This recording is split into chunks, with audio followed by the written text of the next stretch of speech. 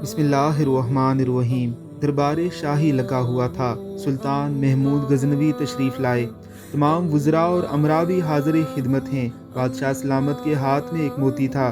اس نے وہ ہیرا وزیر دربار کو دکھا کر پوچھا، اس موتی کی قیمت کیا ہوگی؟ وزیر نے اچھی طرح دیکھ بھال کر عرض کی، حضور نہایت قیمتی چیز ہے۔ غلام کی رائے میں 1 من سونے کے برابر اس کی مالیت ہوگی۔ سلطان نے کہا، بہت اچھا، ہمارا اندازہ بھی یہی تھا۔ سلطان نے حکم دیا کہ اسے توڑ ڈالو۔ وزیر نے حیرت سے ہاتھ باندھ کر کہا، حضور اس قیمتی موتی کو کیسے توڑ دوں؟ میں تو آپ کے مال کا نگران اور خیر خواہ ہوں۔ سلطان نے کہا، ہم آپ کی اس خیر خواہی سے خوش ہوئے۔ تھوڑی دیر بعد سلطان نے وہ موتی نائب وزیر کو دیا اور اس کی قیمت دریافت کی۔ وزیر نے عرض کیا کہ میں اس کی قیمت کا اندازہ لگانے سے قاصر ہوں۔ سلطان نے کہا، اسے توڑ دو۔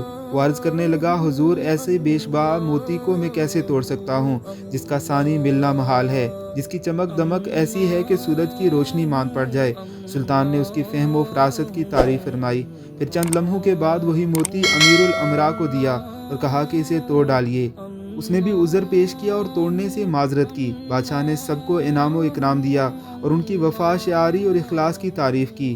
بادشاہ جوں جوں درباریوں کی تعریف کر کے ان کا مرتبہ بڑھاتا گیا، توں وہ ادنا درجے کے لوگ صراط مستقیم سے بھٹک کر اندھے کنویں میں گرتے گئے۔ وزیر دربار کی دیکھا دیکھی امیروں اور وزیروں نے ظاہر کیا وہ دولت شاہی کے وفادار اور نگران ہیں۔ آزمائش و امتحان کے لمحوں میں تقلید کرنے والے ذلیل و خوار ہوتے ہیں۔ سلطان نے تمام درباریوں اور خیر خواہان دولت کی آزمائش کر لی۔ آخر سلطان نے وہ موتی ایاز کو دیا اور فرمایا کہ اے نگاہ باز، اب تیری باری ہے، بتا اس موتی کی کیا قیمت ہوگی؟ ایاز نے عرض کیا کہ آقا، میرے ہر قیاس سے اس کی قیمت زیادہ ہے۔ سلطان نے کہا، اچھا، ہمارا حکم ہے تو اسے توڑ دے۔ ایاز نے فوراً اس ہیرے کو ٹکڑے ٹکڑے کر دیا۔ وہ غلام آقا کے طریقے امتحان سے آگاہ تھا، اس لیے اس دھوکے میں نہ آیا۔ موتی کا ٹوٹنا تھا کہ سب درباری چلا اٹھے اور کہا، ارے بیوقوف، تیری یہ جرت کہ ایسے قیمتی اور نادر موتی کو توڑ ڈالا۔ ان کا ویلا سن کر ایاز نے کہا، اے صاحبو، ذرا دل پر ہاتھ رکھ کر بتاؤ، اس موتی کی قیمت زیادہ تھی یا حکم شاہی کی؟ ہماری نگاہ میں سلطانی فرمان زیادہ وقت رکھتا ہے یا حقیر موتی؟ تم نے ہیرے کو دیکھا، اس کی قیمت اور چمک کو دیکھا، مگر اس حکم دیکھنے والے کو نہ دیکھا۔ روح ناپاک اور بدحسلت ہے جو ایک حقیر پتھر کو نگاہ میں رکھے اور فرمان شاہی کو نظر انداز کر دے۔ جب ایاز نے یہ راز کھولا تو درباریوں کی آنکھیں کھل گئی اور ذلت و ندامت سے گردنیں جھک گئی۔ سلطان نے کہا کہ معمولی پتھر کے مقابلے میں تم میرے حکم توڑنا ضروری سمجھتے ہو۔ یہ کہہ کر شاہی جلاد کو سب کی گردنیں اڑانے کا حکم دے دیا۔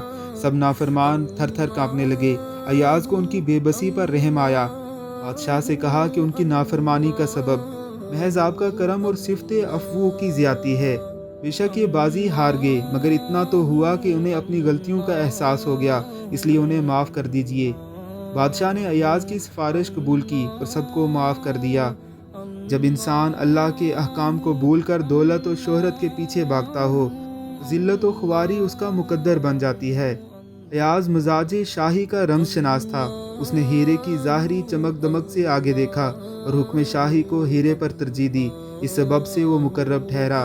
اس لیے اگر ہم اللہ اور اس کے رسول صلی اللہ علیہ وسلم کی فرمانبرداری کریں تو دنیا و آخرت کی بلائی ہمارے قدموں میں آ پڑے گی، اور اگر روگردانی کی تو ذلت و خواری کے سوا کچھ ہاتھ نہیں آئے گا۔